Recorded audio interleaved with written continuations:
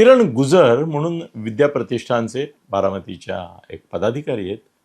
त्यांनी टीव्हीवर असं सांगितलं की दादा अलीकडल्या काळात खूप निराश झाले होते, हताश झालेले होते, हतबल झालेले होते.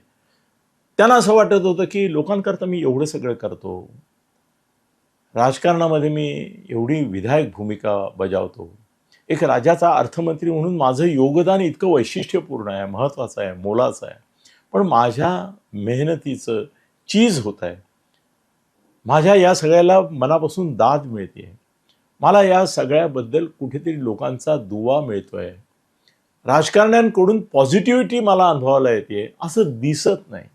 का इतकी निगेटिव्हिटी माझ्या वाट्याला यावी, का नकारात्मकता माझ्या वाट्याला यावी, का लोकांनी या पद्धतीने माझं हे करावं. त्यामुळे ते खूप निराश होते, नाराज होते, असं गुजर यांनी सांगितलं. शक्य आहे ती त्यांची शोकांतिका होती अजितदादांची.